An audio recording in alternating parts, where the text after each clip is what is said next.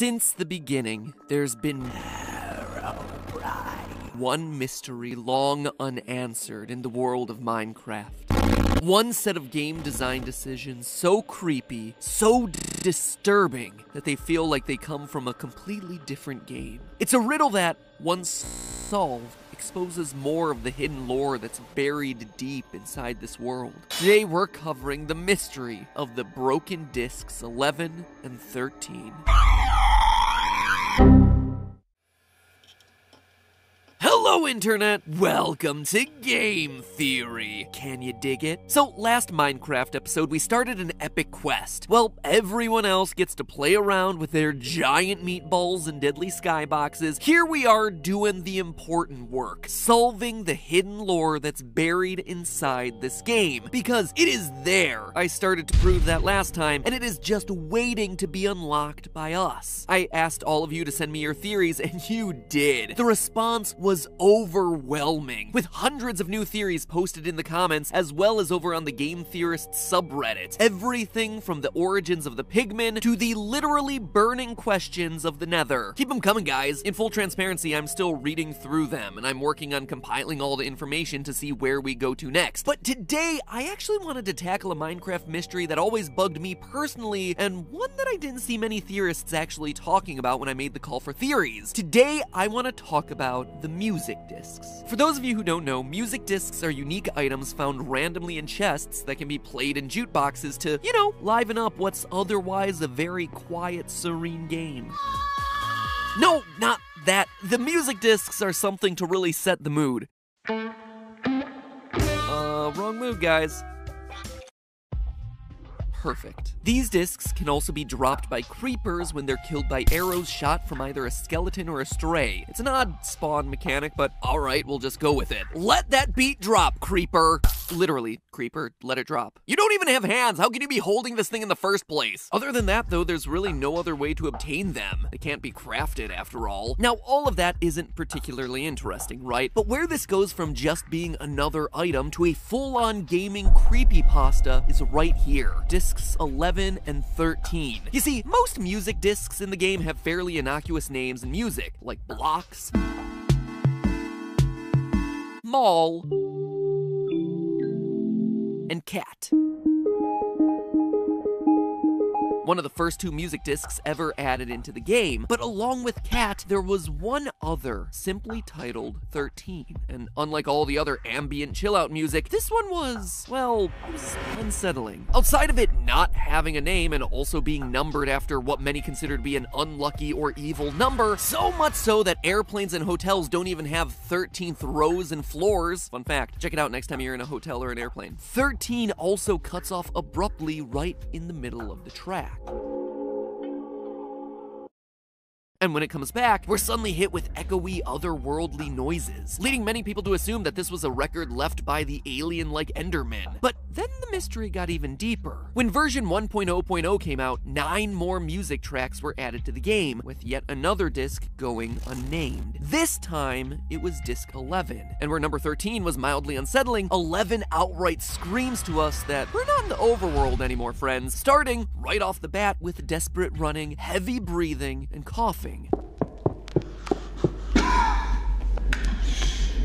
And here all along, I thought that Minecraft was for kids. Can you imagine finding this as a child playing this game, putting it on the jukebox, being excited to hear what you just found, and then what? You suffer from PTSD because of what you hear. Actually, I probably don't even have to ask you to imagine this sort of thing. I'm sure many of you watching probably had that exact same experience when you were playing the game as a kid. Bring in the cuboidal nightmares. I fear no man, but that thing,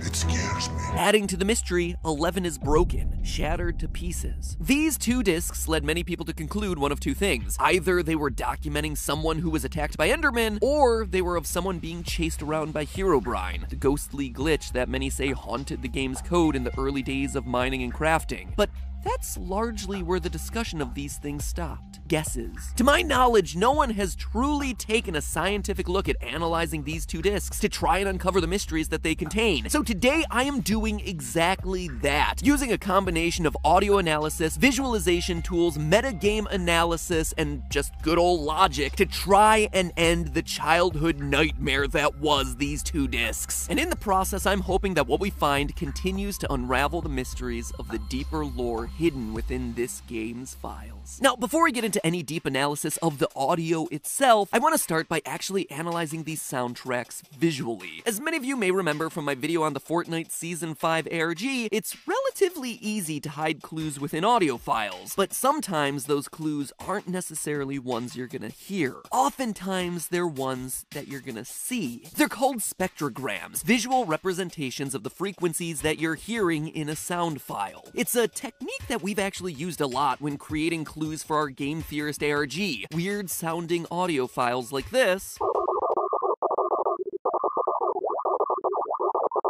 that, when changed into a visual format, give you everything from web addresses to secret passwords like this. Wait, what is this? What's this code? I wonder where that could lead to. Yeah, that's it. 7v7. No way. No way! I can't believe it! New back-to-school game theory merch? Wow! This stuff looks perfect for any mining or crafting adventure. Forget diamond armor. The only thing I want to be wearing around is this heavy-duty theorist backpack. Perfect for storing school books, laptops, or cubes of dirt. Or a pickaxe. Apparently, since I told Chris to buy some props for the shoot, and he instead purchased real pickaxes, as opposed to, you know, Minecrafty toy ones. And that's not all. We've got ourselves a hard shell pencil case perfect for keeping your favorite art supplies sharp, organized, and intact. Take my emeralds, please! And speaking of pens and pencils, there's a brand new hardcover journal where you can start putting them to use, drawing your own fan art, crafting your own theories. Heck, it even comes complete with notes and illustrations from past game theory and film theory episodes, including Bendy and the Ink Machine and Harry Potter. It's all available right now by digging a hole in the top line of the description. You don't need a safety torch to find that one. Go now, since unlike in Minecraft where everything's unlimited, here we have a limited supply, and once they're gone, we can't craft anymore. Now, where was I? Oh yeah, discs 11 and 13. Discs 11 and 13, while they are certainly creepy sound files, they're not filled with the types of sounds that would make me immediately think to put them through a spectrogram. However, there was one finding that I wanted to put to the test for today's theory, because I was kind of skeptical about the results that they had. A French Minecrafter named B. Sidro supposedly made a spectrogram of the sound files and said that he found both a creeper face and the numbers 12418 hidden inside. It sounded like a lot of fake news to me, and the screenshots that were circulating the internet just felt a bit too perfect, a bit too Photoshop-y feeling for me, so I redid the whole spectrograph test using my own tools, and this is what I found. It was 100% true. This wasn't just a bunch of karma fodder, something cool that someone made up to try and get people's upvotes. The images are actually there, hidden within the sound file. But then what does it mean? Well, interestingly enough, the numbers appear to be a secret signature inserted in there by the music's producer. Minecraft's music was produced by a man named Daniel Rosenfeld, better known online as C418. And wouldn't you know it, but the numbers 1, 2, 12, and hexadecimal code or hex code translates to the letter C. Thus we have 12418 actually being a code for C418, his online name. The creeper face, meanwhile, well, it's a creeper face. Maybe these tracks are less made by the Enderman and more a product of our little moss bombs. To know for sure, though, we have to keep digging. To continue being good little AV club members here, we're gonna need the A to go along with the V that we just analyzed, hopefully giving us a clearer picture of what exactly is going on. So let's play this thing, starting where it all began, disc 13. Here's a copyright neutral clip.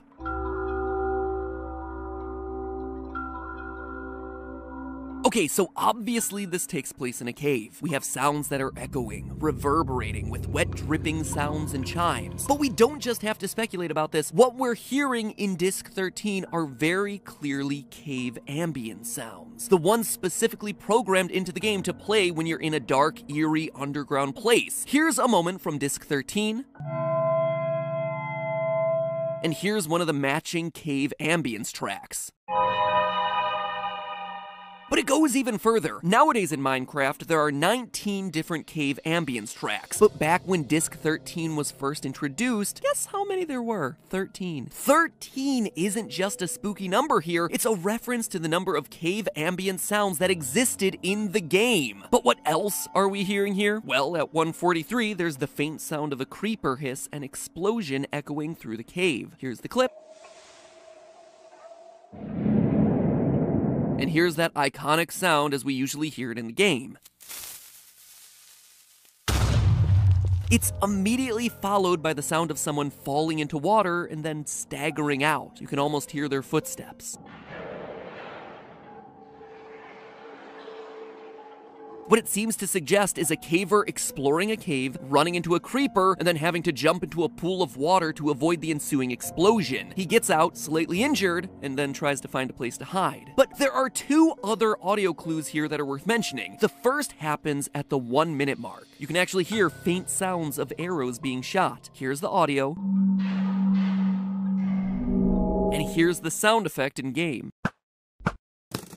But while we hear two arrows being shot, we actually only hear one of them land in the ground. The other one remains silent, which suggests that it hit its target. Now, what mob is found in caves and also happens to fire arrows? Skeletons. Now, remember something that I mentioned before. The music discs are found either in chests or via a very random mechanic of a skeleton stray arrow going on and killing a creeper. And what do we have in disc 13? In this one audio disc, we have a creeper exploding and a mob firing arrows at us. The reason creepers drop music discs when hit by skeletons or stray arrows, it's a reference to disc 13. The last thing worth noting here is the cutoff that I mentioned earlier. The disc stops abruptly after the arrows fire and picks up as the creeper starts hissing. It's a cutoff that's not only unsettling, but one that, wouldn't you know it, also happens at exactly 1 minute and 30 seconds into the track. 1-3, disc 13.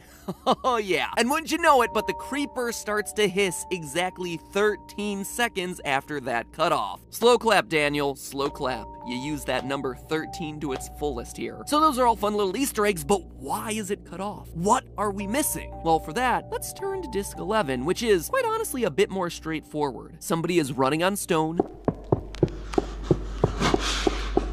uses some metallic object that clicks, then uses a paper object based on the rustling we hear, before finally running away, first on stone, and then either on dirt or gravel.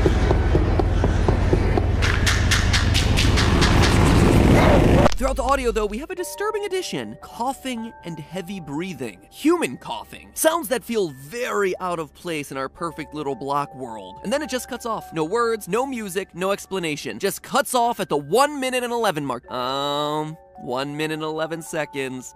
You don't get a second slow clap. But seriously, it's no wonder these things became a creepypasta in their own right. To throw something like this into a game that has a massive audience of 9-year-olds, and suddenly this becomes a complete horror show. Even as an adult, this feels like it belongs more in my creepy film theory episodes than in the realm of Diamond Mineccart and CaptainSparklez. But okay, let's start working on identifying some of those mysterious sounds. It turns out that the easiest way to narrow down what we're actually hearing isn't audio analysis, it's game analysis. We know the metallic clicking has to be flint and steel by process of elimination. Disc 11 was officially added as a music disc on July 30th, 2010. Other metallic objects were actually added later, like the compass, which was introduced later that year in September, whereas flint and steel has been present in the game before it even had a numbering system. The same is true for the paper object. It can't be a map since maps didn't appear in the game until much later, April 27th, 2011, a full year after the disc was introduced, meaning that our caver would have to be using either paper or a book of some form. So he lights himself a fire and presumably starts writing on the paper or book, almost as if he's keeping a journal. And wouldn't you know it, but throughout Minecraft's extended lore, we have ourselves multiple instances of historians who document their findings in this world via journal of some sort. My last episode on Enderman, for instance, talked a lot about the Mob Bestiary, which was one such book written from the perspective of an explorer in this world. And more recently, in July of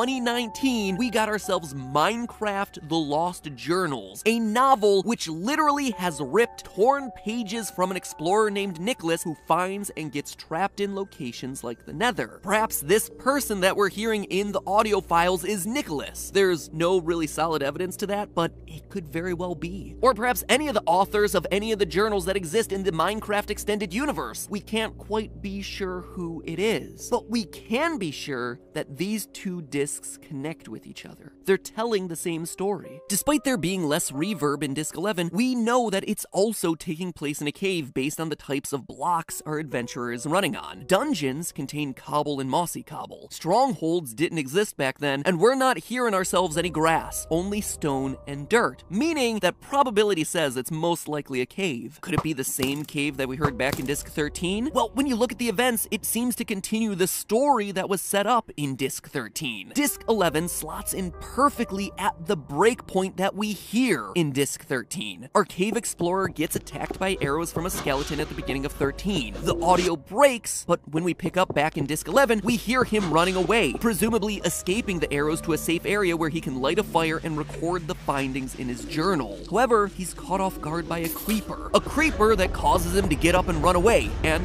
as we hear back when disc 13 picks back up again, explodes, resulting in him jumping into water at the last minute to avoid the explosion. We end our little vignette here with him trying to find some place to hide and dry off. Heck, perhaps that's even why disc 11 is shattered in the first place. It broke during the explosion with the creeper, or during our caver's fall. And that, my fellow miners and crafters, seems to be the story of disc 11 and 13. A story of creepers and skeletons, and why music discs spawn that way. A story of journalists who are lost underground in caves. A story of broken records and hidden visual Easter eggs. But what's most interesting of it all is that it confirms a part of my last theory. The belief that there was an ancient civilization of builders present here in these games before we arrived. People who came before us. No, these discs weren't created by Endermen, but perhaps more unsettling, they were made by men, humans, who aren't here any longer. A race of people who tried to explore, document, and understand the mysteries of this world, but didn't survive long enough to pass their knowledge on to us. Their journals are lost, their records are broken, their structures are left empty. Sure, discs 11 and 13 might not be as creepy as we once believed them to be when we were younger playing this game, but they allude to something much more dire, an existential dread. This cave explorer is gone, without a trace. His people are gone, vanished into thin air, and now we're here, alone, and putting together the lost pieces of this civilization. Could the same thing that happened to them happen to us? But hey, that's just a theory. A game theory.